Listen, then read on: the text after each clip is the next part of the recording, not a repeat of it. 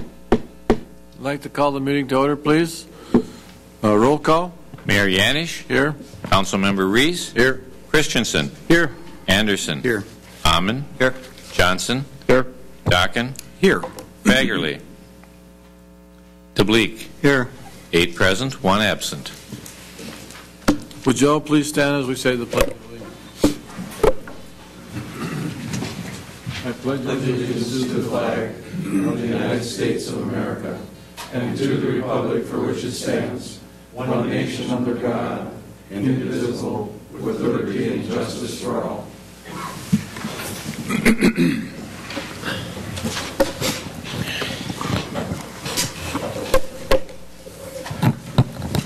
Do we have any additions or deletions to the agenda? Councilman Amman, I understand that you wanted to speak at the under miscellany. Yes, one motion under miscellaneous. Councilman Christensen. Thank you, Mr. Mayor. I too have a miscellaneous item.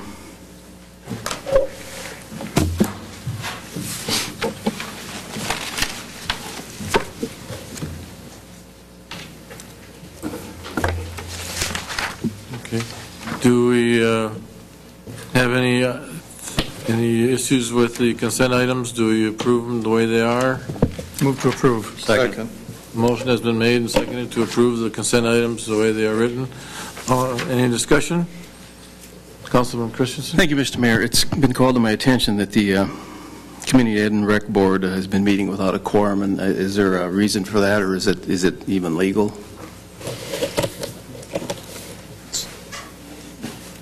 Well, I mean, they've met without a quorum because they've not had a quorum present. They're an advisory board.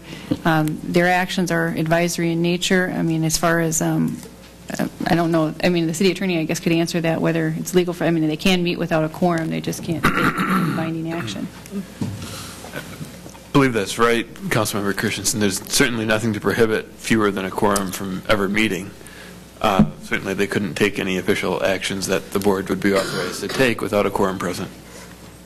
So they can meet without a quorum, but they can't take any action, official actions? Correct. Okay. That's what I wanted to know. Thank you. Yeah, I have a question to Steve. Is this customary? I mean, does it happen quite frequently that there's not a quorum?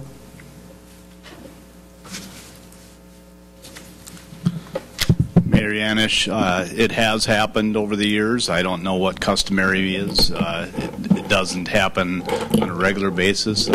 Councilmember Johnson is a member of that committee, and I think when there's transitions taking place, the membership does not get to all the meetings, but this is the time of year where conflicts come into play. So last week there was not enough people there.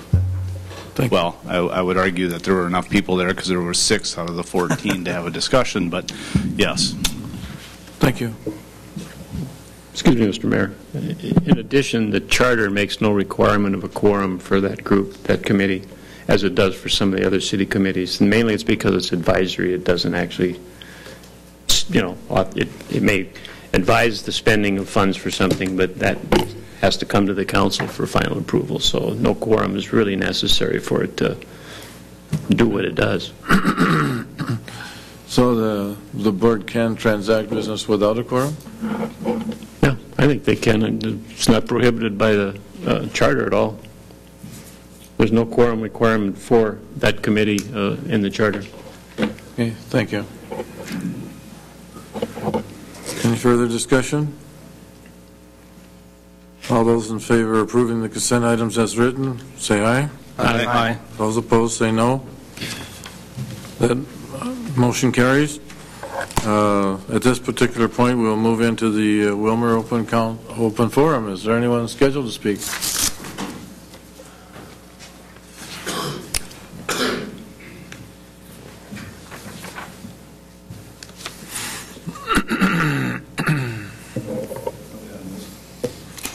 There's no one. Nobody on there. There's no one scheduled.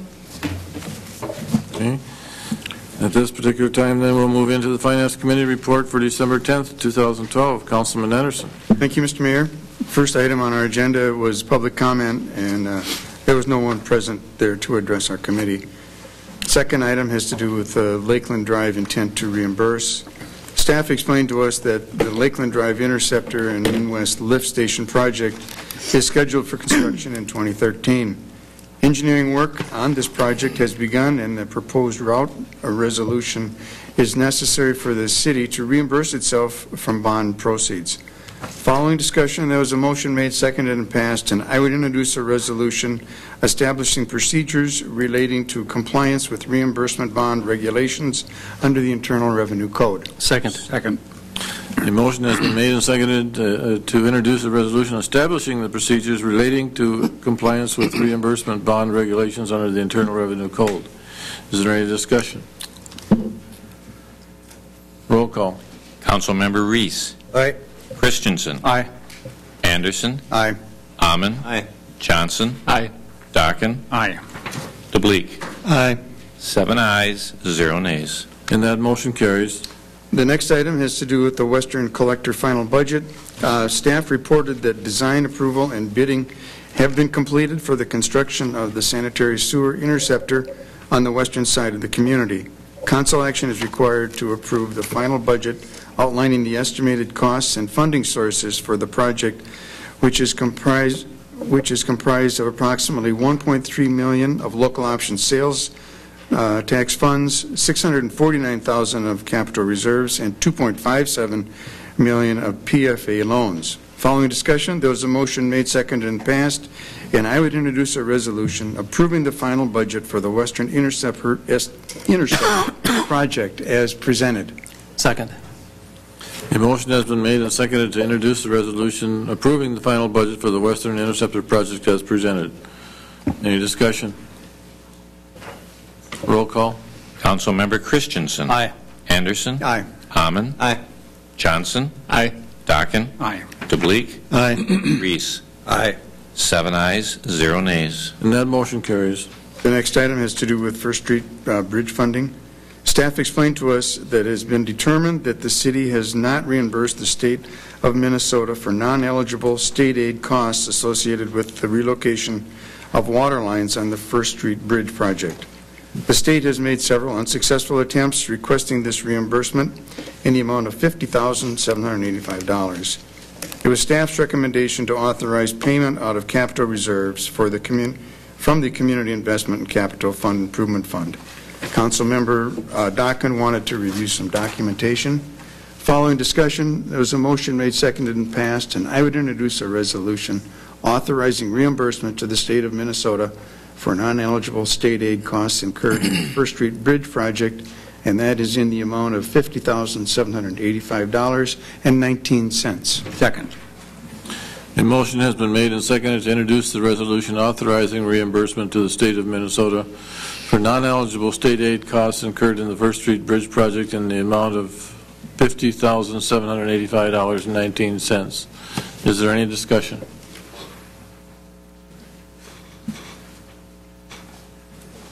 I have a question. This goes back to 1992, am I right? That's my understanding, yes. Is there any fines or penalties included in that figure? No, there have not been any fines or penalties. Thank you. Any further discussion? Roll call. Councilmember Anderson. Aye. Amon. Aye. Johnson. Aye. Dockin. Aye. DeBleek. Aye. Reese. Aye. Christensen. Aye. 7 ayes, 0 nays. That motion carries. The next item has to do with the Police Department 2012 budget amendment.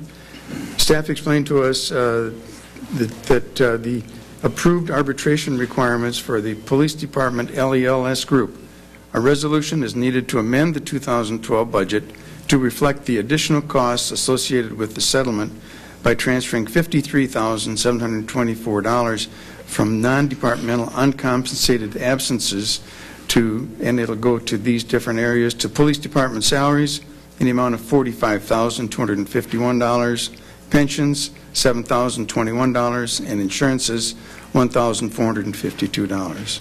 Following discussion, there was a motion made, seconded, and passed, and I would introduce a resolution transferring $53,724 from non-departmental uncompensated absences to police department salaries, pensions, and insurances as presented. Second.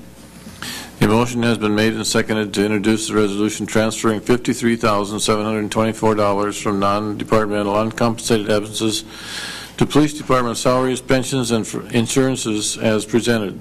Is there any discussion?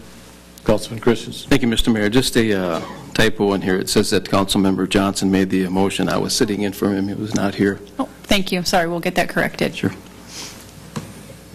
Any further discussion? Roll call. Councilmember Amon. Aye. Johnson. Aye. Dockin. Aye. DeBleek. Aye. Reese. Aye. Christensen. Aye. Anderson. Aye. 7 ayes, 0 nays. And that motion carries. Next item were some reports. We reviewed the Rice Trust third quarter report, the Willmar MUC financial report as of September 30th, 2012, and the Rice Hospital financial report as of October 31, 2012. That was for information only. Under miscellany, Councilmember Christensen referred to a discussion held at a previous council meeting regarding the city not being allowed to pay dues to the Chamber of Commerce. He was wondering whether it was also illegal for Willmar Municipal Utilities, Rice Memorial Hospital, Community Education and Recreation, and the Willmar HRA to pay dues to the Chamber of Commerce as well. That matter was referred to the city attorney, and I think we all saw his response to that letter. So there's some questions on that. Okay. That concluded the work of the committee. Unless there's questions, I'd move to file these minutes. Second. A motion has been made and seconded to file the minutes of the Finance Committee report for December 10th, 2012. Is there any discussion? All those in favor say aye. Aye. Those opposed say no. That motion carries. We will now move into the Labor Relations Committee report for December 12th, 2012. Councilman Amon. Thank you, Mr. Mayor and Council. We had our meeting December 12th, conference room 1 at 4:45. Item number 1 on the agenda was public comments. David Herzer, 1501 Country Club Drive, addressed the committee about his questions and concerns regarding the organizational analysis, and there was an attachment to that. Also, we heard from Mr. John Sullivan addressing the committee regarding his disappointment that the committee had not yet taken up the Charter Commission's recommendations on the city attorney and the city administrator's ordinance. Excuse me. Item number 2 was regarding the request for proposals for organizational analysis. Ms. Stevens reviewed the proposed scope of work and time frame for the organizational analysis, and she also stated that the following were the objectives of the study: was to review a review of the existing organizational structure and identification of gaps and or duplication, propose options for a new organizational structure, conduct an assessment of the workplace culture, including soliciting feedback from our employees, observations and identification of opportunities for intergovernmental cooperation, succession planning, recommendations on current business practices and processes in place, assessment of the city's customer service, and assistance in implementation of the final plan. Ms. Stevens also discussed proposed time frame for the process, noting the time frame was aggressive, yet stated her concern to move forward with some haste due to the number of vacancies in the organization and the desire to provide for a long-term direction. Ms. Stevens also suggested that the RFPs could be issued the week of December 17th, 2012, with responses due by January 7th and potential action by January 22nd, 2013. The committee considered the suggestion to include a compensation study or analysis in the request for a proposal and agreed to include it as an alternate and address it further upon receipt of the proposals. We also discussed the value of including employee feedback as well as other customer feedback and agreed that those components should remain in the request for a proposal. The committee discussed whether or not to solicit a proposal from Springstead. Councilman Reese made a motion, seconded by Councilman Johnson, to proceed with the RFP with the inclusion of a compensation study as an alternate, and the motion carried. And I would move the recommendation of the committee, Mr. Mayor. Second. A motion has been made and seconded to proceed with the RFP with the inclusion of a compensation study as an alternative. Is there any discussion? Councilman Anderson. Thank you, Mr. Mayor. Just a comment. The compensation study is fine. I think it's probably appropriate, but I'm not sure that it makes sense to do it as part of the organizational study. I think they're two different things, and I'm not sure if the organizations that we might be soliciting bids from would have the ability or capability of doing that. And I think that's a rather unique expertise that's needed in that. And I would certainly hope that the firms wouldn't not bid because they can't do that portion of it. And it's just a thought. Was that discussed at all? Well, we did discuss that as an alternate. My thought was that when we're doing it, is something that we have not had, the council has not done for 10 or 12 years, if I remember right. The last compensation study, by the records I found, was done in 2001. In 2001. So it's been 11 years, going on 13. I'm thinking that if we're at this point dealing with the employees and asking for communication with the employees at the same time, they might as well be intertwined so that we can get the project all done at once. And as an alternate, if they choose not to submit an alternate, that's their choice. So we don't have to take the proposal even though they don't have an alternate. We can or we cannot, so it's optional. And at that time we thought we'd see what the costs were associated with that to see, first of all, how we're going to deal with it budgetarily, and then move forward if the consensus of the group and the committee and the council would be to move forward to that. That answers my question. As long as they have the option of not submitting the alternate, then I'm fine with it. That's my understanding of the proposal.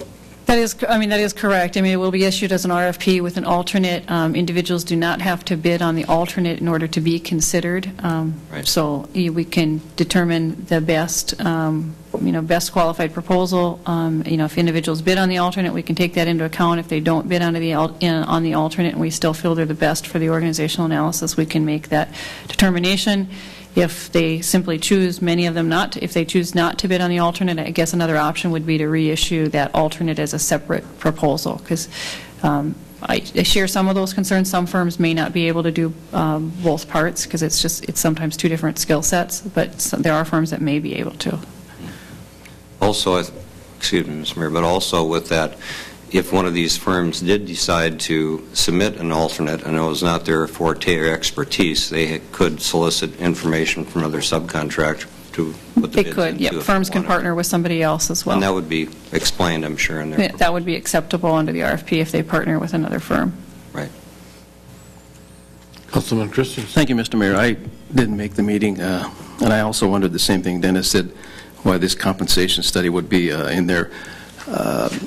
As you mentioned, all of these companies might not do compensation studies, and if we're going to get a bid from them, shouldn't we be going out to other companies to just do compensation studies? Well, I think that's an alternative. This came about as a citizen suggestion at the committee level. I mean, the original RFP that I provided the committee did not include the compensation study. There was a suggestion by a citizen, and the committee discuss that, and of course many of those committee members are here present and can speak for themselves. The suggestion was to do it as an alternative. They also could be separated into two RFPs and issued separately at the same time, and we could evaluate the responses individually. I think you will get, I think the city would get answers in either way. I mean, doing it as an alternate, we would get responses. I think if you were asking my opinion, probably separating them as two proposals, as you're suggesting, and Councilmember Anderson, there are firms that do just compensation work, and there are firms that just do organizational study. We might get our best response if they're two separate proposals, but it can be done as an alternate. Do we need to amend the motion then to take that off? Or I mean, that's. I would. I'll make that amendment then, that we separate the two of them. Make it two separate RFPs. Correct. Yeah, Yeah, and they can be issued with the same time frame and such, so that there's a, length of comparison and such. We can certainly do that. Did you make the motion? Because I'll second it. Yeah, I made the motion to do 2 separate RFPs, one for the compensation study and one for the, what did we call this? Organizational analysis. I do have a question regarding the organizational study. Whose thought was this, or whose idea was this to have the organizational study? Well, Mr. Chairman, Maybe Mr. Anderson or Mr. Alman respond.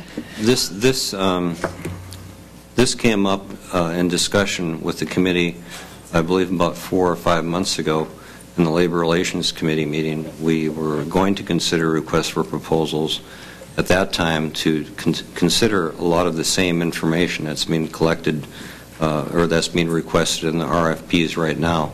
We decided to hold off on that until, since it was a non-budgetary item, until 2013, and then move into it. So either way, this action on this reorganizational study was going to take place.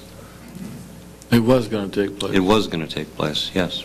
At least it was planning. I was planning to bring it back to committee in 2013, and we've appropriated money for that for 2013, approximately $10,000. We did. We appropriated some dollars for, we do have dollars within professional services, whether they're appropriated specifically for this, but we did appropriate sufficient dollars in professional services that we have in the past used for a variety of things, but it can be used for this, absolutely. Well, it was the decision of the full council at the last council meeting to move ahead with the organizational study. Yes, I'm talking about the previous meeting before, back in the committee meeting. August. Yeah, but the mayor asked whose idea it was, and the council passed it at the last meeting. No, I understand that, but I was just wondering if it was not the council's idea to do this, why the city was paying for it, is what my question was. Guess I don't understand. No, if it was not the question was whose idea was it, and if it was not the city's idea to present this, to do this organizational study, why is the city paying for it, was my question. Well, it was originally the city's desire to have. Well, that was my question. Yeah. And Councilman Ahmed answered that pretty fairly. I believe the discussion at the time was that we thought we'd see what the MUC and the county had as far as the results, and at that time we did not even have a chance, or I didn't have a chance, a lot of the other people, to review their proposals and discuss them, and we were acting on the motion. I wanted to be thorough. So I voted against that proposal at that time, and I think it was a 4-3 or 4-4 vote. 5-3. 5-3. So what are we to do this evening? Pardon me? What are we to do this evening? What is the motion, or is there a motion? There's a motion on the floor. To approve the RFPs as presented. First, there's an amended There's motion. an amendment to the motion to separate the compensation study and the organizational study. To make it 2 separate RFPs. Okay. And then there's a motion to move ahead with both. Councilman Daca? Thank you, Mr. Mayor. Could I ask the question, Springstead's did an organizational study of the MUC and the county. Was a compensation study part of that, their study? No, neither entity included the compensation study in theirs. Theirs were simply organizational studies. Thanks. Okay, so the motion, is there any further discussion? This is for the amendment now. Mm-hmm. So we're voting for the amendment Separate. to separate the 2 RFPs. RFPs.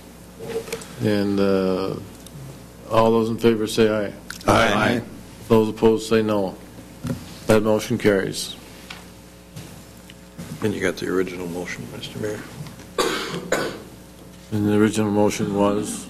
to move ahead with the compensation study and the organizational overview. Okay, That's the original motion. We just had an amendment. the original motion on the table is to Would you explain that again to me? To go ahead with the RFPs for both the compensation study and the organizational To go ahead with the compensation study and the organizational studies. And is there any discussion on that, further discussion on that? All those in favor say aye. Aye. Those opposed say no. That motion carries. Item number 3 was the conflict of interest policy. Ms. Stevens stated that I had previously suggested the City Council consider adopting a conflict of interest policy and had asked the City Attorney to provide a new review and recommendations on some sample policies that I presented to them. Chair, I stated that it's confusing when it says my I stated that I thought it would be valuable to increase the awareness and education regarding conflict of interest, and I also stated that I was looking for a policy that might also apply to those who receive funding from the city. Councilman Reese noted that the City Attorney provided 2 recommendations. The first, to review and possibly update the city's current policy that applies to employees, and secondly, to draft a policy for elected and appointed officers similar to the examples provided by me from the city of Brainerd.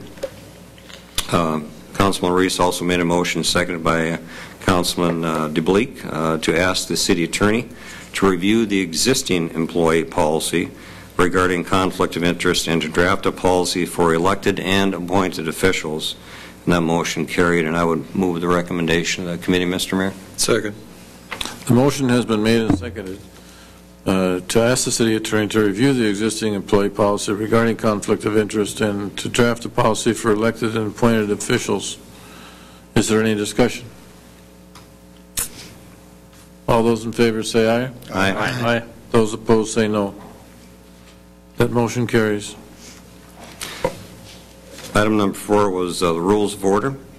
Mr. Halliday reviewed the committee with the committee the options for rules of orders as suggested by the City Charter Commission and ourselves after we voted on it. So Mr. Halliday stated that he had been reviewing the Standard Code of Parliamentary Procedure, formerly known as the Alice Sturgis Rules of Order, and felt they were similar to how the Council currently conducted business and superior to the Minnesota Mayor's Association Rules of Order.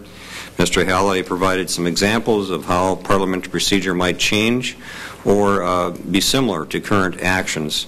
Mr. Halliday also stated once the Council agreed upon rules of orders, staff had some recommendations of individuals who could conduct a training session for the Council, as well as for all boards and commissions, chairs, and members. The committee directed staff to purchase enough copies of the for the Council members to review before making a final decision before our organizational meeting in January, and that was for information. You should be receiving them shortly. Item number 5 was the Council committee structure, and this is for information only, that Ms. Stevens stated that I had requested some information on the committee structure of other communities, and she had attempted to gather some information from various communities. Mr. Reese stated that he felt this issue should be discussed by the full Council at the reorganizational committee meeting. I also stated that he felt that I felt rotation of the committees or liaisons would be a way for each Council member to become better educated. Mr. DeBleek requested the staff provide a list of committees and liaisons to review as part of the reorganization, as some committee members may no longer be necessary. Being no further business, we adjourned at 5:55, and I will move to close the minutes or file the minutes unless there's any questions, Mr. Mayor. I have a question. Councilman Anderson. Thank you. Under the rules of order, did I understand you to say that we're going to try to resolve that at our organizational meeting? I thought we had time to do that because the charter doesn't go into effect for 90 days after publication. So I thought we were going to look at this and try to decide that, in January, February. My intention of it was to bring this information, have everybody review the book of the Alice Rules of Order, Sturgis Rules of Order, and then discuss it and give it more thought. I don't think it was a conclusion that we were going to draft and recommend a permanent process for conducting our meetings at that time. I think this is going to be ongoing. It's going to take some time for everybody to have dialogue on it through the Labor Relations Committee again, but we're going to be needing feedback, so I thought that if we had the books, then everybody have a chance to discuss it at our reorganizational committee meeting, and then maybe get some types of consensus or directions so we can adopt the best policy for the city. Okay, but we will not have to make a decision at that reorganizational meeting. No, I think we're going to sit around and talk smart. That won't be easy. Councilmember Anderson, I can add a little to that as well. This council, were it ready to do so, certainly could adopt a set of parliamentary procedures. It is not required to do so until the charter takes effect, the amended charter, which I don't have the date in front of you. Is that February? March 13th. March 13th. So you'd have until March 13th, or the first meeting after that probably, to actually formally adopt a set. Thank you. I have a motion on the table and a second. Do I hear a second? Second. A motion and a second to file the minutes of the Labor Relations Committee report for December 12th, 2012. Any discussion? All those in favor say aye. Aye. Those opposed say no. That motion carries. Community Development report for December 13th, 2012. Councilman Darkin. Thank you, Mr. Mayor. We did meet on the 13th in conference room number 1. The full committee was present. Others present were Mayor Frank Yanish, Audrey Nelson, and John Sullivan. Number 1, public comments for information only. John Sullivan inquired about progress on a zoning ordinance amendment dealing with the administration of variances. Staff stated they would review the matter and pursue the necessary amendment. Item number 2, unsafe building declaration for 511 7th Street Northwest, and it is a motion. Staff presented information relative to the status of the home at 511 7th Street Northwest, and there was an attachment. The owner of the property has not responded to city orders to repair the property. Because of the continued deterioration, staff requested that the council issue a formal declaration for the house as an unsafe building.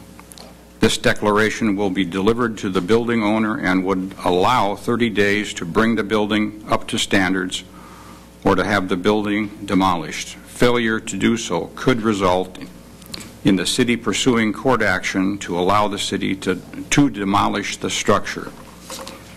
Staff has been in contact with a representative of the owner, which is Fannie Mae. The property representative had requested the formal declaration in an attempt to move Fannie Mae to action. A motion was made and seconded, and it was passed for the following: to issue an unsafe building declaration for the house at 511 7th Street Northwest, and I'll make that motion. Second.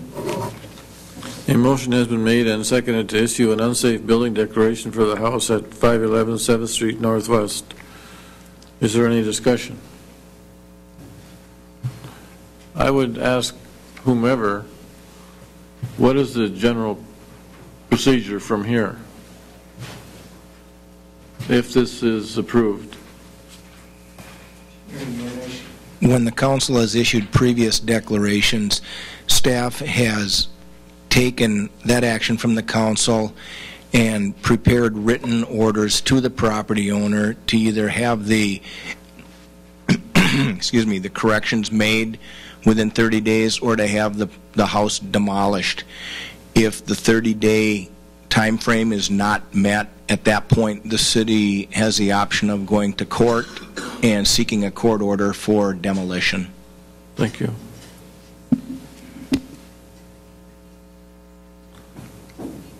A motion has been made and seconded. It has, Mr. Mayor. Any further discussion? Mr. Mayor, Councilman? just a couple of questions on that. We go to get a court order to demolish it, this structure. Who pays? Is that total cost of the city, or is that what's the procedure there? Councilmember DeBleek, I can speak to that a little bit. The council would, or the city, excuse me, would typically pay the costs up front, but all the costs, both for the abatement of the hazardous condition, as well as the legal expenses and court filing fees and such, would, through one mechanism or another, be able to be assessed back to the property. But we would have to fund the demolition cost until the Upfront, assessments come in. Correct. They're assessed back. Okay. Further discussion? Mr. Mayor. Councilman?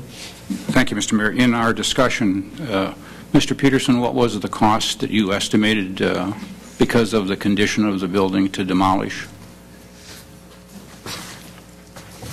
We had discussed demolition costs probably of around $20,000 for this home, and a portion of that will be just to eliminate some of the hazards from inside the home.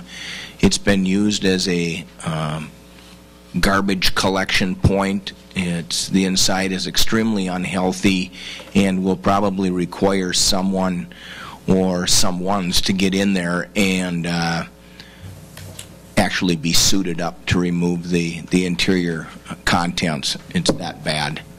And so you've got that cost, which has to go to the sanitary landfill, and you have to get everything out of there so that it qualifies for a demolition landfill, and you've got a much lower cost of disposal if it goes to a demolition landfill. So I think it could be $20,000, maybe even a little bit more, depending upon what happens. We're hopeful that working with the representative of Fannie Mae that we'll be able to get some action on their part to demolish the structure. You know, the property owners, the former property owner who's lost it to foreclosure is out of the picture, so right now we've got to deal with Fannie Mae. Thank you. Any further discussion? All those in favor say aye. Aye. Those opposed say no. That motion carries. Item number 3, exterior maintenance ordinance for information only. The committee reviewed and discussed a draft ordinance dealing with exterior maintenance for commercial, industrial, institutional buildings. The draft ordinance was fairly comprehensive, and it was the opinion of the committee that the length of the ordinance could be shortened and that it needed to be reviewed with other ordinances for redundancy and duplication. Staff stated that a number of sections had already been removed due to duplication, but would review the ordinance again and eliminate any redundancies and inconsistencies. The committee decided to receive the draft for information only. Staff will revise the draft and provide copies to all council members prior to the next committee meeting. The committee agreed to discuss the ordinance further in January. Item number 4 deals with Ann's Cafe and John Supper Club update, and it's for information only. Staff presented staff reports for the former Ann's Cafe and John's Supper Club building, and there is an attachment. The Ann's site has been secured and no longer poses a safety hazard. Councilmember Amon stated he had met with Paul Kodrowski regarding progress on the John Supper Club building. Mr. Kodrowski told him that some progress has been made, but that the work done has not required formal inspections. The committee saw no value in revoking the permit and will continue to work with Mr. Kodrowski to complete work on the building. Item number 5, miscellany for information only. Chair Dockin informed the committee that staff was dealing with a problem house on Mary Avenue. A neighbor had contacted several council persons regarding the condition on that site. Councilmember Amon inquired about HRA reporting on the condition of rental properties at Wilshire and other locations. His main concern was the condition that the HR received the units in when a unit was abandoned. Councilmember Christensen briefly informed the committee about information prepared by the Attorney General's office regarding local units of government paying dues to chambers of commerce and service clubs. Councilmember DeBleek informed the committee that Willmar Municipal Utilities has put the subject of LED streetlights on hold due to decreasing prices. The committee then decided not to meet the last week of December. If a meeting is necessary before the next council meeting, it was agreed that they would meet January 3rd. Otherwise, the next regular committee meeting will be Thursday, January 17th. And unless there is further discussion, Mr. Mayor, I would move to file these minutes. Second. A motion has been made and seconded to file the minutes of the Community Development Report for December 13th, 2012. Question. Councilman? Doug had his. Go ahead. Okay, Councilman? It doesn't make a difference. I don't know. I guess I asked maybe Bruce what it means on the John Supper Club building and continue to work with him. You know, we had looked at the building, and I've been over there a number of times and talked to Paul and looked at the progress, but I haven't been there for a while now. But that was last winter when I had been over there, and you know, we set deadlines, but didn't do anything. My concern is, what kind of message does this send? Does it to anybody within our community? Councilmember Reese, I prefer not to editorialize on the question of the message it sends. All I can say is that when the extension to the building permit was originally granted, as long as, at that point, moving forward, as long as Mr. Kudrowski makes any demonstrated progress on that building, every 180 days that building permit remains open forever. May I add to that?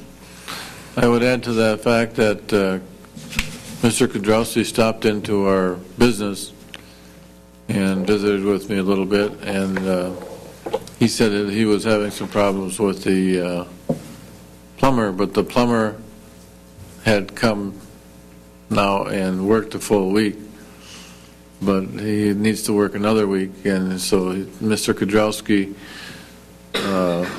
for about the 17th time, told me that he will be ready to rent by the end of January. Unless there is some enormous progress made and a number of critical inspections conducted and approved, there will not be a certificate of occupancy issued for that property in the foreseeable future, in my opinion. You know that better than I do. I hope things do work out. Councilman Nauman? I reported to the committee. I called Paul and talked with him about the progress over there because it was going to be discussed at the meeting, and asked for his opinion. And he said by the end of the month, the upstairs units, the electrical heaters were there, the doors were being hung, and the main floor, the ceilings were being suspended. Ceiling grid work was on the job, and that the sheetrocking and taping was being completed on the main floor, and all the material for the open area and the north side was going to be installed as soon as the sheetrock was taped and painted, and there was trim work going up too. And I told him just call the city hall and keep them informed of what's going on. If you need an inspection, they'll be over in no time, I told him. So he said, yeah, it's been a busy season for him, but he said stop by after Christmas and take a look at it. I think by that time he should have those units looking a lot better upstairs and ready for occupancy from what he told me. Thank you.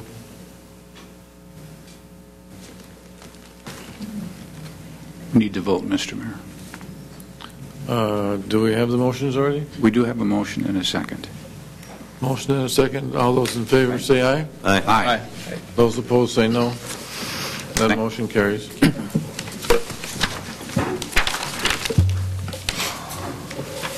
Kevin, would you like to keep us in the know on the consideration of the Civic Center Arena special event by on-sale liquor license holder permit. We have one before that, if that's okay. Sunday liquor on number 11. Let's do that one. Mr. Mayor, members of the council, you have before you a list of on-sale and club on-sale liquor establishments who are desiring to renew their calendar year Sunday liquor licenses. The list before you is subject to final approval of the Chief of Police. He has reviewed most of them. A few came in late.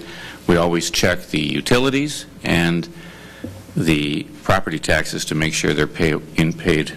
So it is staff's recommendation that you approve these establishments listed, and we'll make certain that the Chief of Police is happy that their bills are paid in full. Move to approve. Second. Motion has been made and seconded to approve the application on a roll call vote, subject to the approval of the Chief of Police. Is there any discussion? Roll call. Councilmember Johnson. Aye. Dockin. Aye. DeBleek. Aye. Reese. Aye. Christensen. Aye. Anderson. Aye. Amon. Aye. 7 ayes, 0 nays. That motion carries. Now we will move into the consideration of the Civic Center Arena special event liquor license. Mayor Yanish, members of the council, we have before you a bonspiel coming up. The Civic Center has rented space to the Willmar Curling Club, and they will have a 3-day curling bonspiel, January 4, 5, and 6. And the Baker's Eagle Creek Eatery, LLC, is the applicant for the permit, and they have their on-site employee listed. It is staff's recommendation that we approve this permit for the bonspiel alcohol event. Move to approve. Second. A motion has been made and seconded to approve the liquor license permit as stated. Is there any discussion? Roll call. Councilmember Dockin. Aye. DeBleek. Aye. Reese. Aye. Christensen. Aye. Anderson. Aye. Amon. Aye. Johnson. Aye. 7 ayes, 0 nays. And that motion carries. We move into the consideration of an ordinance to rezone from G1 to R2. Bruce, would you Mayor, like to discuss? Could we take the item right before that, number 13? Absentee. Did I miss another one? Consideration of resolution establishing an absentee ballot board. Kevin. Pursuant to Minnesota statutes, when we have the February 12, 2013 special election, we no longer have the option of having an absentee ballot board. It's been in place for a handful of years. And so we have made contact with the certified election judges who ran the absentee ballot board for the general election, and we have some head nodding that they will come and help us out. So it's a requirement that we hold the absentee ballot board, and we'll do that by the resolution that's before you. We may have 1 or 2 absentee ballots, and they may be easy to count without the machine, but at this point we're following all protocol to have quite a number of absentee ballots and to hold the absentee ballot board. So it is staff's recommendation that we approve the resolution setting the absentee ballot board. Move to approve. Second. The motion has been made and seconded to approve the absentee ballot board. Any discussion? Roll call. Councilmember DeBleek. Aye. Reese. Aye. Christensen. Aye. Anderson. Aye. Amon. Aye. Johnson. Aye. Dockin. Aye. 7 ayes, 0 nays. That motion carries. And now we'll ask Mr. Peterson to describe the consideration of ordinance to rezone from G1 to R2. Mayor Yanish, members of the council, the city of Willmar received an application from a group to rezone the former Lincoln School property so that they might operate a church from that site. The Independent School District 347 has entered into a purchase agreement with this group, and the proposed name of this church is the Casa de Misericordia, which means House of Mercy. The abutting property is all zoned R2, except for the park property that is directly east of the site. The proposed rezoning is consistent with the comprehensive plan, and the Planning Commission did review this matter at a public hearing last week, and it's a recommendation of staff that the ordinance be introduced for a public hearing on January 7th, 2013. So moved. Second. The motion has been made and seconded to introduce for a public hearing on January 7th. Is there any discussion? Councilman Daca? Yeah, I wonder if Bruce could explain what some of the conditional uses may be that we have to look at it. The rezoning is really the first step in this process. Once the site is rezoned, the group will have to come back and apply for a conditional use permit to actually operate a church on the site. In the course of conducting that hearing and making those findings, the Planning Commission will have to consider architectural consistency with the neighborhood, the consistency of the use with the neighborhood, whether or not there's adequate parking and municipal services available to the site, and then they are free to impose conditions on the operation of the property as a church that they deem to be reasonable and prudent. And I would doubt that there would be any significant conditions placed on the property, given that we have a number of churches operating in existing residential districts, and none of those churches are operating with any specific conditions. There's also a federal law called RLUIPA, the Religious Land Use and Institutionalized Persons Act, that gives churches very broad latitude to operate with regard to municipal land use regulations. So I don't want to say it's a rubber stamp, because we'll certainly be operating as a Planning Commission and take testimony from neighboring property owners or anyone else that's interested, but if the last public hearing was any indication, there don't seem to be any concerns in that neighborhood. Thank you. Is there any further, Councilman Christensen? Thank you, Mr. Mayor. Question, Bruce. This proposed exterior maintenance ordinance that we're looking at, for commercial, industrial, and institutional buildings, that would fall underneath that? Absolutely. Because it appears that maybe there's some external work that needs to be done with tuck pointing and brick. So it would fall under there? It would, yes. Okay, thank you. Any further discussion? All those in favor say aye. Aye. Those opposed say no. That motion carries. Bruce, would you like to... Sure. Mayor Yanish, members of the council, the Planning Commission also considered the final plat of Mills Second Edition. This is the property that lies just north of the Mills Ford Chrysler dealership on the west side of Highway 71 South. They are proposing to subdivide a portion of that property into 3 commercial lots. The main lot, will be used for Mills Auto Center as they relocate from their current location north of there on 1st Street. Another lot will be used for a car wash, and then there will be a 3rd commercial lot that will be made available for sale.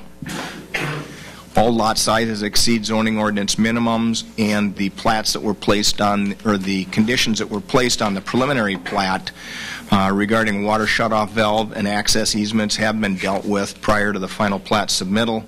It's a recommendation of staff that the council approve the final plat of Mills Second Edition. Move to approve. Second. Motion has been made and seconded to approve the final plat of Mills Second Edition. Is there any discussion? All those in favor say aye. Aye. Those opposed say no. That motion carries. We'll move into the schedule for council meeting dates. Monday, January 7th is 6 p.m. Would you just describe that for us? I'll let the city clerk go ahead and do that. Did we change any protocol there? Pursuant to a general election that we had last November, the first Monday after the first Tuesday is required as a reorganizational meeting where we establish our committees, our standing council committees, and the appointees to the various other boards and commissions and committees that we have that do work for the city and advise the city in various capacities. We have normally started that around 6 o'clock to have it concluded about 10 minutes to 7. It takes that long, so that's what that meeting is for. That meeting is our normal scheduled first Monday, which is actually rather rare, and we'll also at 7 o'clock then have our meeting with the judge here to swear in the winning. I guess 2 people actually had contests and did win, and our new council members. So we'll have, I believe, Judge Spilseth here that evening to carry out those duties and have the swearing-in ceremonies. And then you also need to take action to establish the Tuesday, January 22nd as your meeting, as your second meeting of January due to the Martin Luther King holiday. So moved. Second. We have a motion and a second to schedule the January 7th council meeting and discuss the committee assignments in council chambers. Is there any discussion? All those in favor say aye. Aye. Aye. Those opposed say no. And at this particular moment, in closing out the meeting, we would like to discuss the retirement of Councilman Reese from the City Council after, what, 26 years, am I right? 26 years, yes. 26 years. And so we want to be sure and thank you for all the service that you've given the city.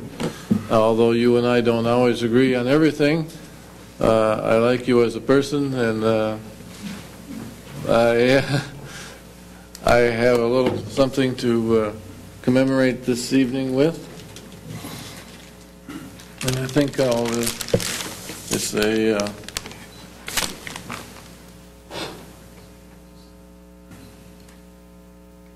how do I get this open, Kevin? The other side. If it opens. Oh. Councilman Reese, City Council member in recognition of dedicated service to the City of Willmar, January 12th, 1987 to December 31st, 2012. Thank you very much for your service. And I know you have a few.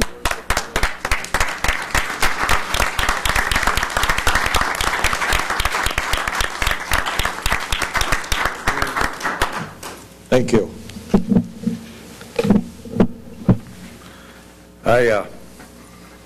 When I was first elected to the City Council, I was only 37 years old.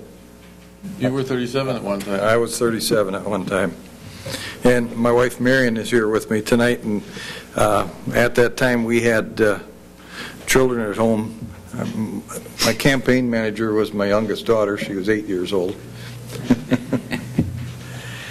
And our oldest was 14, so I guess first off I'd like to thank my wife Marion for her patience and her understanding, and thank her for being a sounding board and for waiting with supper, not knowing what time a meeting would be done, which happened many times. And I did some quick calculations. 624 city council meetings and about 900 committee meetings. And that doesn't include any special meetings or work sessions. There were 4 mayors over that period of time. The late Ole Reynolds, Dick Hoagland, Les Heitke, and now Mayor Janisch. And I want to thank each one of them, even though Ole is maybe listening from someplace else. The rest of them, I want to thank them. And then I also want to thank all my fellow city council members, past and present. And I came in on the council the same time Council Member Ahmed did the first time. And that was a time of listening and learning. And I most fondly remember, and I'm going to mention who was on the council, and that doesn't lessen the fact that I appreciate each council member's service with me in those years. But the first ones were Steve Ahman, Kelly Welch, Bob Tinklenberg, Steve Enixon, Dick Halterman, Dave Lean, Wayne Roloffs, and the late Irma Peterson. And again, my mentioning those names doesn't take away from my great appreciation for any of the other council members that I had the privilege to serve with over the years. You're all greatly appreciated. You know, one of the first initiatives that I really had a passion for was the establishment of Willmar Regional Access Channel. We didn't have one before that, and we were collecting fees, and I count that to be a great success. And the second, right after the establishment of that, Kevin probably remembers this, since he was in charge of cable, was to convince the council that the meetings should be televised. That wasn't an easy thing to do. And I felt that it was the kind of thing where, and no offense to West Central Tribune or KWLM, but I felt that's the way, the best way for the people to know what's going on is to see it live. Well, it was taped then, but at least they could see and hear what was happening. And when I first brought it up, of course, it was met with resistance. But, you know, as we all know today, the airing of city council meetings is something that's understood to be simply what all councils do. Some of the things that stand out, and maybe I don't remember some of the other things as vividly, but one of them is the wastewater treatment plant, because in 1986, the stench was unbearable. And this was one of the campaign issues that I ran on, to rid the 4th Ward and the city of the odor that the wastewater treatment plant was causing. First there was, we went into the odor control project, which we all had confidence in that it would work. Right, Steve? I remember that. And we were wrong. It didn't do what we had expected. Number of years later, quite a few years later, a young man came to the engineering department as our assistant city engineer with the idea of building a biofilter. And thanks to Brian Bollig, for it worked, and it worked well. And finally, what I had hoped for happened. It took 20 plus years and a very large sum of money. But the wastewater treatment facility was finally moved out of town. Another huge accomplishment was the moving of the airport out of town and opening up space for an expanded industrial park. Of course, there were many other significant policy changes and projects, and you don't want to hear them all, so I won't go into it. But as I leave the council to move to a new position as a county commissioner, I carry with me what I've learned here as a city council member. And I've learned that you have to listen, whether it's listening to our city residents or our city staff or contracted outside professionals or to each other. And I've learned to respect diverse opinions and realize that the correct decision just might be different than what I first believed. And I've learned that it takes an open mind, and sometimes my own ideas or opinions may even be challenged, and there's value in those challenges. And whether serving as a city council member or as a county commissioner, sometimes there's decisions that we face that may call for a decision that we all know can be unpopular to some of our citizens and citizens' desires or needs. And sometimes it's best that we respond to the needed desires of the citizens. However, sometimes the council needs to act for the best of the community, even when not everyone is pleased.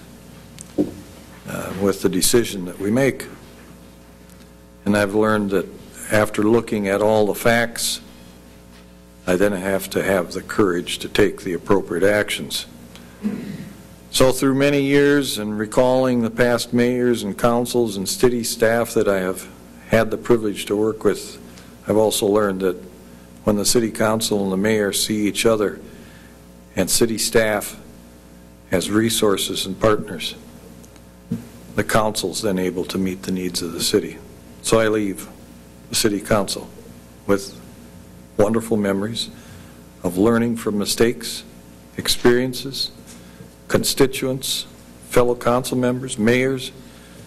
I'm going to miss each one of you. I want to wish you all and the city of Willmar God's blessings. Thank you very much.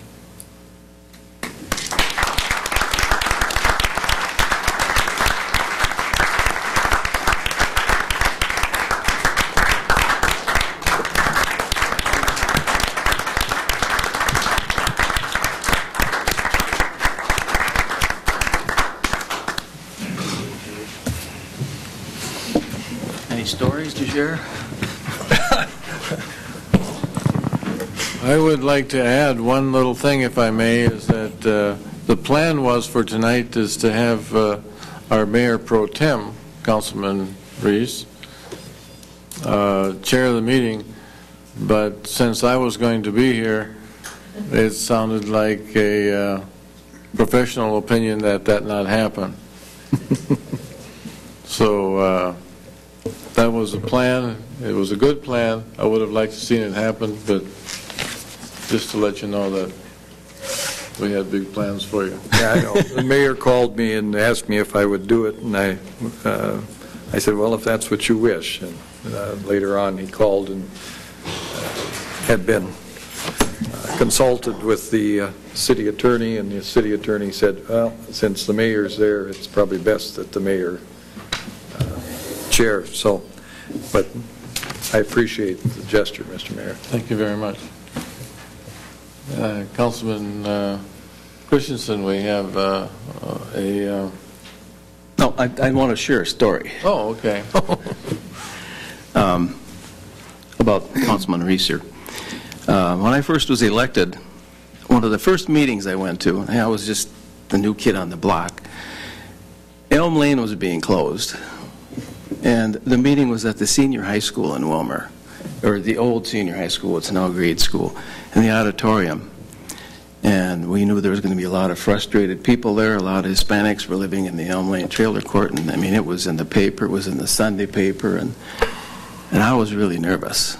I parked my car 2 blocks away and walked there, drove my daughter's car because I didn't want anybody to know I was there, or where my car was.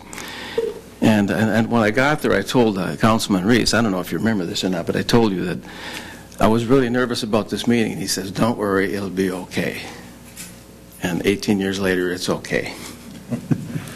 Thank you.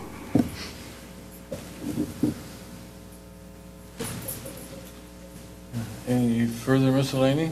Mr. Ahmed had one before. We have the committees ahead of that. Council dates are first. Is this the time where we get to... We have to do the committee meetings. Mr. Mayor, is this the time where we get to roast him? You can if you like. No, I just want to recall, Doug, the first time I really got to know you was driving down to Minneapolis for our new city councilman-elect's positions, and we talked all the way down there and all the way back, and I think we even talked a little bit during some of the meeting. But yeah, it goes back. I think I was 34 years old at the time. That was a while back, and you and I have both gotten grayer. I will agree to that. Yeah. Okay, we'll do the committee meetings for next week. Councilman Ahmed, is there a labor meeting? No meeting scheduled for labor yet. Councilman Anderson? No meeting for finance. And Councilman Reese?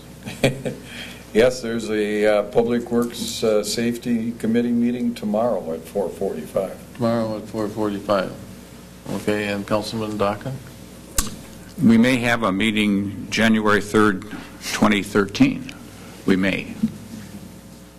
Depending upon Whether we need the needs, yes. Thank you. Now we will move into miscellany, if there's any. Councilman Ahman? Yes, Mr. Mayor.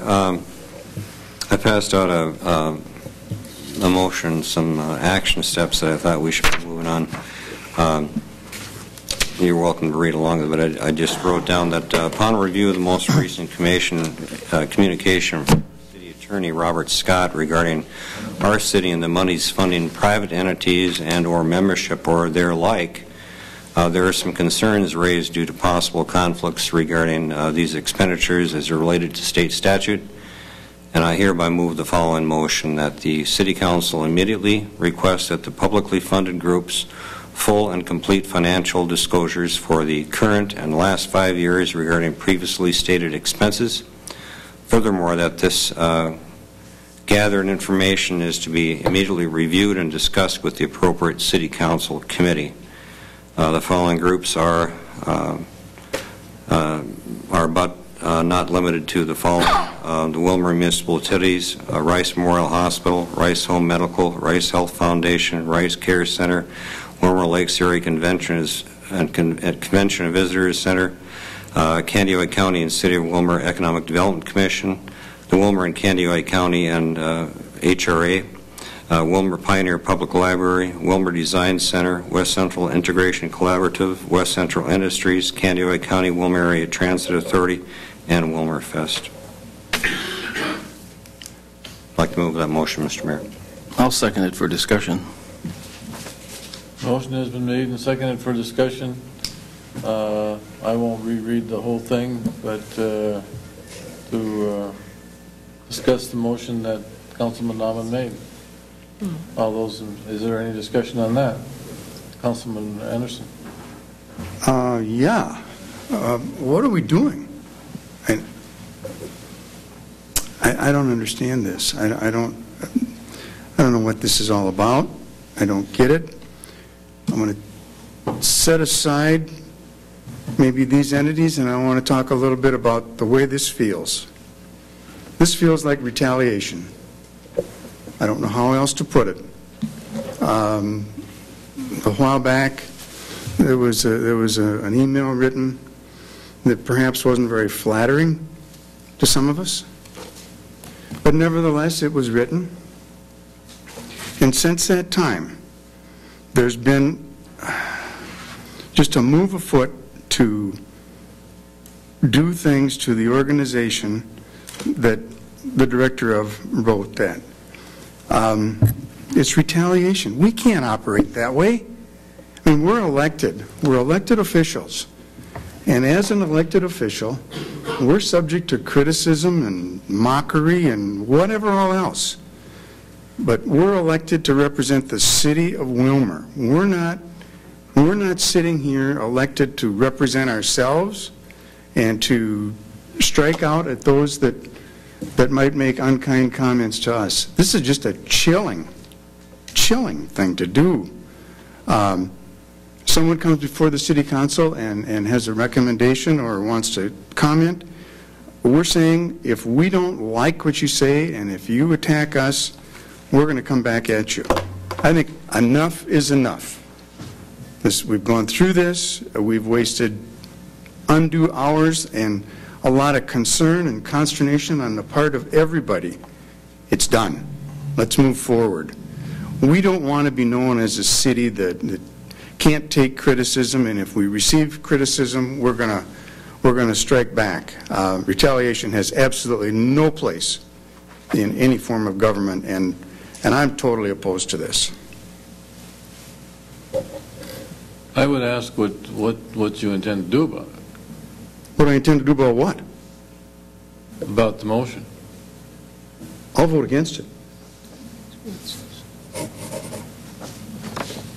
Mr. DeBleek had a question. Mr. DeBleek, Councilman DeBleek. Yeah, I just totally, what's going on with this here? It seemed like Councilmember Anderson's correct. Even certain members of this council have been out just rattling everything they can for retaliation against certain individuals in this community. It appears like retaliation, and if it appears that way, it's to us and the public, it's just what Councilman Anderson said. It's retaliation. And it's not good. It doesn't feel good. It doesn't make the council look good. I think it's totally against all common sense, so to speak. So I'm totally opposed to this motion.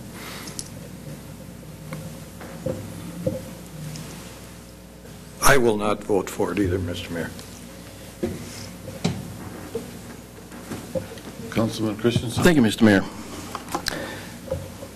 Dennis, with all due regards, I don't know who you would think this is retaliating against, because I don't see that particular entity listed here. I think what Mr. Alman is trying to do is fulfill our fiduciary responsibility.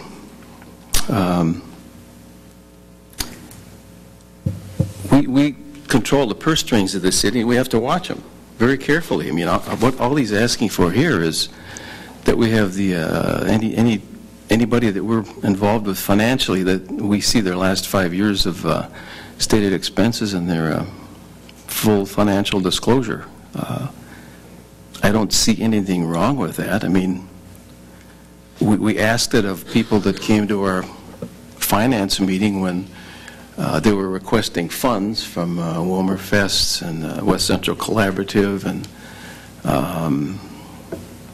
Meals on Wheels, etc. I mean, we requested their budget, first of all, and then I believe we requested their financial statement also, and most of them didn't give it to us. We just got their budget. So I don't see anything particularly wrong with this motion. There's no retaliation here. I don't see it here. This is, and I don't think he intended any. But we do have a fiduciary responsibility to make sure that when we're spending money, that it's first of all legal, and that it's in our best interest, and it's of a public purpose. And we've been discussing that since this thing came up, as far as public purpose spending of the taxpayers' money. So I don't see anything particularly wrong with this motion. It's he's trying to fulfill his responsibility. You could maybe defer that to our attorney. I mean, is this not something that we could be doing? I mean, Councilmember Christensen, there's I do see an issue with some of the entities that are listed, in that they are not within the umbrella of the city government or boards and commissions, so that the city doesn't really have any oversight authority over some of them. Certainly some of them listed are commissions of the city, and I think it would be appropriate if the council wanted to see financial documents for those entities. But there's really no relationship with, for example, and to the best of my knowledge, West Central Industries that would subject them to the city's oversight. Now, having said that, if they are applying for funding from the city on a specific project, the city can set up whatever parameters it desires to judge that application, and it can even impose some conditions on how the funds that it's giving that entity are used. But that doesn't give the city kind of carte blanche to get involved in everything that organization does. It's complicated and it's tough to give an opinion when you've got 14 different organizations listed, but suffice it to say, for each one you'd have to look at what is the source of their authority to act. For some of them it might well flow through the city or the city's charter or state statute, and what are the purpose for the business that they conduct. That bottom line on this motion, I think it is overreaching to list a lot of these entities that aren't directly affiliated with the city or instrumentalities of the city government. but they are financially connected to the city. I mean, I believe all of them are on here, if I'm not mistaken. We either give money to them or they're an arm of the city, such as Rice Memorial Hospital, of which we do receive their budgets, and I mean, we do see them. And he says this is not limited to these groups either, but maybe you could explain more fully your intent, Steve. I can see where you're trying to be responsible with the dollars, but is there more to it, or? Well, I called Ken Warner today and Gary Geiger and told them that this happened before this infamous, what you call retaliation effort was made. One night late, I was reviewing my membership to Chamber of Commerce, and I went in to find out who were members. Last year I was a member. And I said the same thing to Ken and Gary today, because I thought we should be transparent on what we're doing and how we're doing it, and if it's affecting a group of people, we should talk to people. So I did, and I said, this doesn't look good. After reading Robert Scott's review of our participation for paying dues, and after reading the letter, we're in violation of the law, point blank. Now, there may be some overlapping rules here on some of these other groups, but when I went through the membership that was online, it showed there were a lot of taxing government agencies that were participating with the Chamber of Commerce. And I'm not including only the Chamber of Commerce. I think we should review every group we're participating in and paying dues to. It's not specifically saying in Willmar Chamber of Commerce, but now that you brought it to our attention, it is my responsibility. And I told Mr. Warner that too. How in the world, as a small businessman, do I go forward and look like I'm not holding animosity against a group of people? I'm not. I want to do my job. My oath of office is very, very serious. And I said, this has caused me lots of sleep because I didn't know when to bring it up, but I thought the sooner this all gets behind us, the better we can move forward with a direction and camaraderie and get it behind us. But we have to get it out in the open. This is public money that should not be appropriated according to the Attorney General's office. How you would vote against this motion to review it is beyond me after taking an oath of office. I can't believe it. This is not vengeful. This is just an issue of getting the job done. And that's all I'm trying to do. Bring it out. Let's talk about it. Let's deal with the issue, get it behind us, and move forward. That's my intent of this motion. Nothing more, nothing less. I'm shocked at some of the comments as far as vindictive. I don't think you know me personally if you say words like that to me, because I'm not that type of an individual.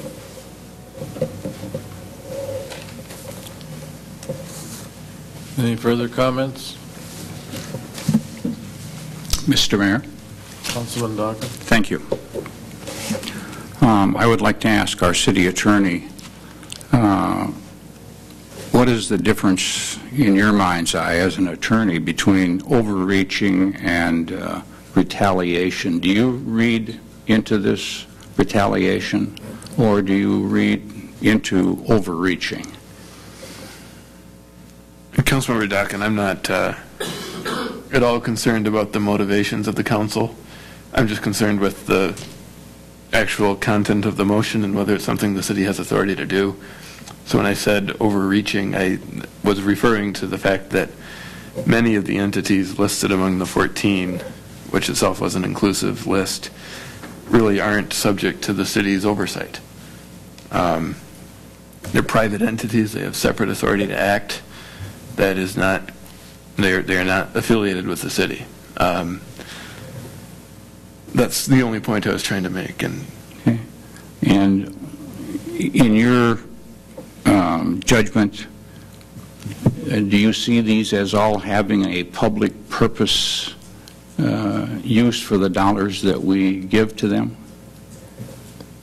They very well may. I'm not I'd have to review each one probably case by case to determine if there's a public purpose or not. But my understanding is generally these are organizations that are concerned with the community and do work for the community, and the city has to the extent they've decided to fund any of these organizations, determine that such funding has a public purpose, and I'm not questioning that.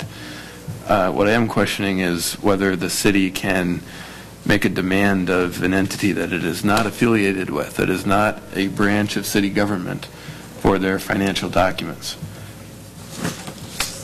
Just out of the blue like this. I think possibly you could do that if you're getting an application for funding from the city. You could ask to see the financials of the organization to determine if that's appropriate. But and maybe that's the context in which this was intended. I don't know. But to pass a motion that seems to be unrelated to any specific funding request and request or demand that financial documentation be submitted does seem to be overreaching. Mr. Mayor. Thank you. Go ahead. I can understand your interpretation of my motion by reading the list, because they're not all directly, but in some form, fashion, or way, it is government funds, and it is money that we support to a group of people who use public funds and are requested from the city. The proper use of that funds is the question. I think you can define these into two different categories: ones that are associated with public funds and ones that are directly associated with public funds. My intent of this motion was to deal with it all at once. If we're going to open up the can, let's open it all the way up and deal with all of them and review them and talk about them and see if there is any violation or conflict or some middle ground to come to. My intent here is not to say that we are going to stop or intrude, but to get the information. I think it's the Data Privacy Act. There shouldn't be any big data to get. Anybody can request that. Any person coming off the street, coming from the city office, and ask for anything, anytime, and it's public information. So I don't know. I hope that explains my interpretation of the motion. I could have been more detailed, but I didn't want to make it too wordly. I rewrote it 4 times to get it to this point.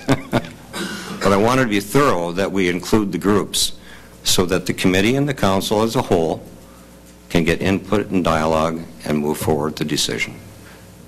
Councilmember Amman, if I could just kind of respond to that. I appreciate your explanation, and the distinction I'm making is, on the one hand, you have some of your organizations that are listed here that are clearly instrumentalities of the city government, and I think your motion is probably appropriate for them. Then you have several entities here that are in really no way affiliated with the city, other than that they may have received funding from the city at some point. Even with that connection, there's not a sufficient link to the city government where the city can just demand information like this. The issue you spoke about with the Data Practices Act, that applies clearly to the city and its boards and commissions. It does not apply to, for example, the West Central Industries. As I understand it, they're a private organization. They're not a public entity that's subject to that act. But they receive public funds. Well, and they may, and I guess my counsel to the city council on this would be, when you're dealing with a private entity and a request for funding from the city, that you determine what your concerns are and what restrictions you want to place on the funding of that entity at that time, right, and incorporate them into some sort of contract. Right. I don't think, well, I know that simply funding them in response to a request doesn't necessarily kind of open everything that organization does to the city's oversight. No, but if we're expending money to a group that's using the funds directly or indirectly or partially to contribute to a group that is not part of the Minnesota state statutes that is in question, it's a gray area and it needs to be discussed. That's why I included everybody. I wanted to be thorough. And although we may not, let's talk about it and find out. And the only way we're going to do that is by reviewing all these groups and by reviewing everybody on the list. Then we get a better understanding of it and we can all move forward. But I do agree some of the things are overlapping. But for us to really know and be thorough and do our job correctly, we have to get the data. And then we can talk about it. So. I'm sorry, one additional point of clarification, because I'm not trying to... No, be argumentative. I'm not either with you. Explain this a little. Are you on this table or on that table? certainly any data in possession of the city, the council can review that any time. So if you want to know what you've contributed to these organizations before, that city record, sure, you can get that. I mean, that's one thing. To actually make a request of one of these private organizations that largely operates independent of the city, or completely independent of the city, with the possible exception that they've received city funds at one point or another. I mean, that is something that there's really no grounds to do. So for the purposes of your motion, the way it's worded, I would encourage you to, or encourage the council, if it's going to pass a motion like this, to limit it to the organizations that are directly connected to the city government. And if you have concerns about some of the funding of some of the other organizations, to deal with them prospectively when applications for funding are made, and impose any conditions on such funding or requirements that other information be produced in a contract establishing the requirements and the arrangements. Councilman Christensen. Thank you, Mr. Mayor. Maybe, Robert, would you suggest maybe we bring this to a committee and decide which one should be on a list? Oh, sure. Yeah. Instead of moving forward with this motion? Would that be appropriate? That would be appropriate, because the fact is I couldn't go down and make a conclusive call on every one of these 14 entities. We can certainly look at this further. Well, there's maybe more of them, too, because he states in here, but right. not limited to. So would you be...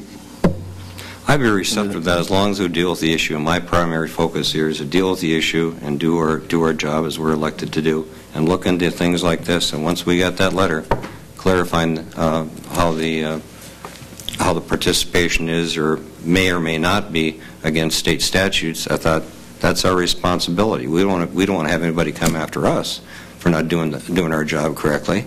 So this is the only way you can bring it forward. I don't know how else. We have to do it as a public body. We can't talk about it.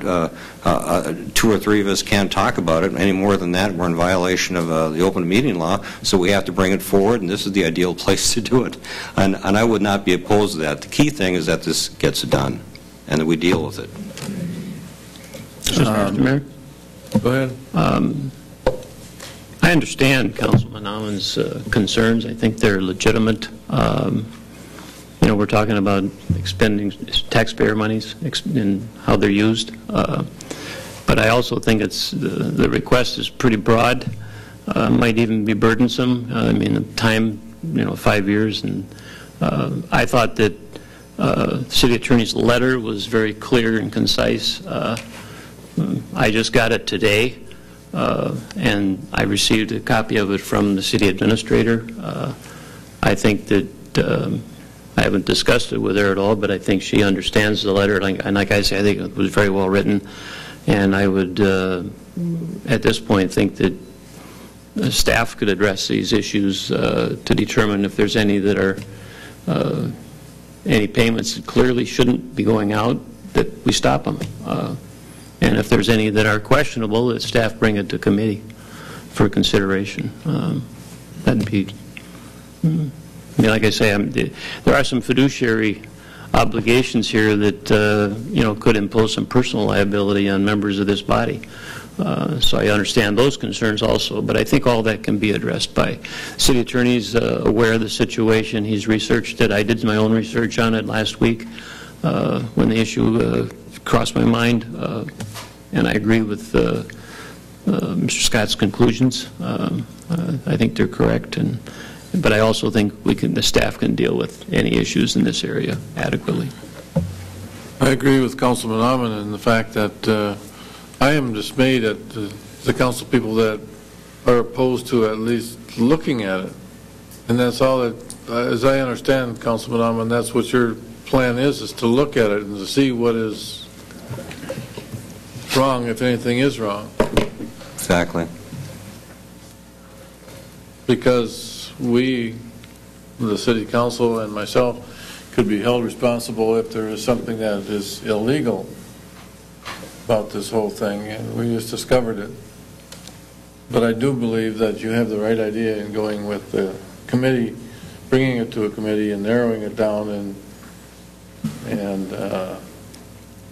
to those organizations that are actually a part of the city as compared to private enterprise. Mr. Mayor. Thank you, Mr. Mayor. I'll withdraw my second. You know, if we can move it on to a committee. One more comment, and I'll be quiet, Mr. Mayor, I promise, is that when I did this, I wanted to be thorough and cover it so everybody understood the intent of my motion. To do that, I was assuming some things. First of all, that 5 years would give us an adequate reflection of what has been going on, so we're aware of it. You know, this is arbitrary. The committee can do whatever they want, but I wanted to get the intent of this out and my thoughts out in the form of a motion, fully realizing that some of the things might be objected to. And the key thing here is that the idea gets moved to the committee and it gets talked about. And if it wants to be revised, I have no problem with that. My number one intent is to get this to the committee and get action on it immediately. Councilman, are you suggesting any back pay at all if there is something wrong? I don't know who that'd be to. It certainly isn't us. Did I say that properly? Back pay? Back pay. Back payments? Back pain or back pay? Back payments. Okay, where are we at on this? Is there a motion on the table? Well, I withdrew my second, so... The motion dies for the lack of a second. The second has been withdrawn. Unless someone else wants to second it. I think the city attorney and the city administrator do understand the direction the council wants to go, and we can work together on narrowing this down and providing the appropriate information. Do we need to make a motion for that? No. No. No, it could just be a recommendation. Okay. On a brighter note, I would also like to invite you all to the Mayor R.T. Rybak. Am I saying that right? R.T. Ryback is here from Minneapolis tomorrow at the Fire Hall to discuss LGA, and we will be discussing the LGA situation, and you're all invited to come, and so we hope that you will. It's at the Fire Hall at 10 o'clock in the morning. What am I missing? Nope, I think you covered it. 10 a.m. It is a Thank LGA event that is being sponsored by the City of Willmar, yourself as mayor, Mayor R.T. Ryback of the City of Minneapolis, and then the Coalition of Greater Minnesota Cities will be facilitating the discussion, and there are some other surrounding mayors and individuals coming from the surrounding areas as well. Thank you. Mr. Mayor? Councilman? I do have a couple of miscellaneous items also. The first one has to do with the advertising that we do, the many legal documents that we put in the newspaper. I think that it would be very prudent of us to request RFPs from the other two newspapers in this county that are eligible for our legal documents that have to be posted in the paper. I want your thoughts, the council's thoughts on sending out RFPs to the Raymond newspaper, and I believe the other one is the Lakes Area Review, which is out of New London. They are eligible for our documents. The county has requested the last several years RFPs from these papers, and the Lakes Area Review is consistently 20% lower than the local newspaper here. I would request, I guess I make a motion that we send out our RFPs to those three newspapers, being that our next council meeting is going to be the reorganizational committee. And we do name the newspaper that we're going to advertise in or put our documents in. So I'll make that motion that we request RFPs from those three newspapers. Do I hear a second? I'll second it for discussion. The motion has been made and seconded for discussion. The sending of the RFPs to Raymond, West Central Tribune, and New London. Yeah. And any discussion on that? Councilman DeBleek? Yeah, Mr. Mayor, I believe the West Central Tribune is the only one that's a daily paper. We have to post a meeting in another publication that only comes out on a weekly basis. That means we will not be able to post our meeting notices in a timely manner. But it's legal. Sounds more like retaliation, too. I don't buy ink by the truckload, so. That's a word I've heard quite a bit of tonight. Retaliation. Isn't it prudent of us to, again, we got the fiduciary responsibility of spending our taxpayer dollars, and I don't see any harm in getting an RFP from, as long as it's legal. Darned if you do and darned if you don't. Yeah. Councilman Anderson. Well, I think Councilman Christensen kind of added at the end, I want to make sure it's legal. I'm not going to go into motivation, but I want to make sure it's legal that we go with these weekly publications. That doesn't sound good to me, but I'll defer to a legal opinion. Councilman Christensen. Thank you, Mr. Mayor. Now, I did state that the county has asked for RFPs the last several years. They did not go with the lowest bidder. Why not just see what's out there? We may get to our meeting and say, you know, we're going to have the West Central Tribune. What is wrong with getting the RFPs? City attorney wanted to speak. I was just, excuse me, Mr. Mayor, members of the council, I was just going to let you know I would have to double check that because I don't know, sitting here, I'm not aware of any prohibition on using a non-daily paper for the city of Willmar, but I do want to double check that. So were this motion to go forward, I would take a look at that and let you all know. Again, the county has not chosen the lowest bidder the last several years. They've always gone to the West Central Tribune. But what does it harm in asking for RFPs to see whether, you know, maybe they'll lower their price for us. I mean, maybe we can negotiate. I mean, gee, folks, it is our money, you know. I don't see anything wrong with it. I'll call for the question. I can move forward. We have a motion on the table to, what is the motion, Ron? It was a To motion. request RFPs to the 3 newspapers in the county that are legal, that we can legally put our documents in that we have to put in the paper.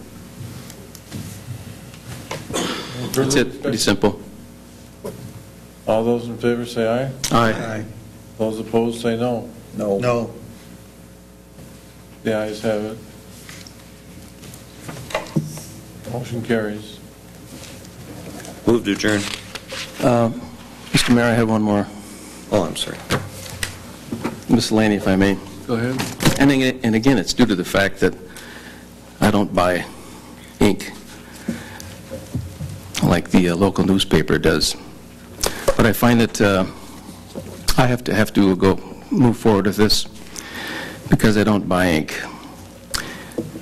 I'm tired of the constant barrage of mean-spirited attacks on our mayor and city council by the Move Willmar Forward group, who are seemingly in partnership with the West Central Tribune. Your partisan bias and unwillingness to accept change brings disharmony to Willmar when your point of view is joined in by cronies at our newspaper. Our paper has confused their editorial position, thinking it's front-page news, with their loss of objectivity, and for us it is difficult to argue with someone who buys tankers full of ink, excuse me. When either of you attack one of us, you attack all of us. This city council is a team, and we're charged with watching the purse strings of the taxpayers' dollars and doing all we can to keep our fine city in good repair. We do thank the many civic organizations and non-governmental entities that help us keep Willmar be a great place to live. This brings me to the group before us. This group, called Move Willmar Forward, is really an arm of the local Chamber of Commerce. It is mostly chamber members. It includes the executive director of the Chamber of Commerce, who has referred to us, the entire council, as knuckleheads. It includes the former and retired city administrator, and I suspect somewhere lurking in the background is a former mayor. This group is simply a special interest group / a political action committee that has unsuccessfully tried to affect the outcome of our local election, trying to steer the council towards what they think is best for Willmar. The most recent election saw 2 special interest group candidates run against council members Dockin and Johnson, and guess what? The voters decided to keep Dockin and Johnson. And this is precisely why the Minnesota Attorney General's office has determined that, and I quote, "Local units of government may not pay dues to a local chamber of commerce," unquote. That hasn't, however, stopped Willmar's chamber, as they gave a complimentary membership to our city administrator, about $150 worth, and I believe that's in violation of our conflict of interest policy. We need to comply with the spirit and intent of the State Attorney General's determination instead of skirting around the issue. This group of respected businessmen has scolded us to be civil, to follow rules, and to be transparent. Yet, they themselves don't do any of these things. They meet in private, the chamber's boardroom, hire a facilitator, then go to the newspaper with no facts to offer, but complain that they don't like how things are being run. Instead, they opt for besmirching the character of the mayor and council instead of offering ideas in the public forum. They refuse to follow our committee procedure, and instead they bully their way into a council meeting, present their concerns, and then demand action right away. Moving Willmar forward is doing everything but moving us forward. They have created a lot of anger, distrust, anxiety, and stress, and in conjunction with the West Central Tribune are trying to destroy the character of this entire council.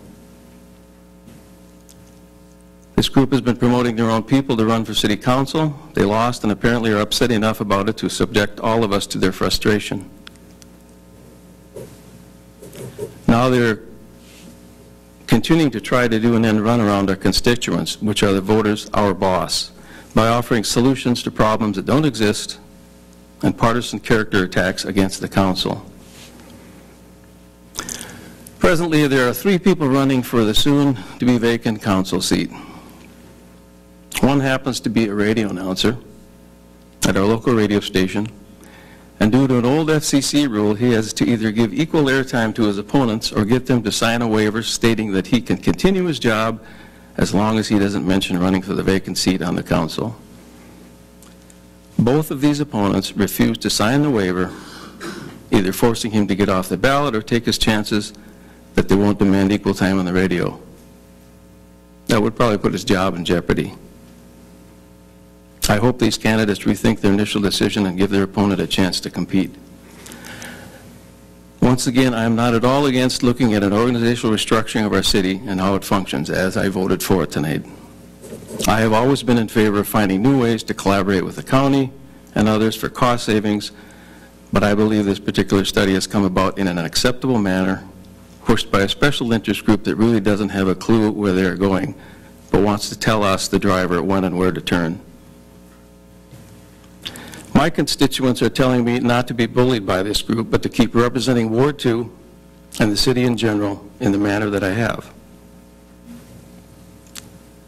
None of my constituents have called me and say, this study should be done right now.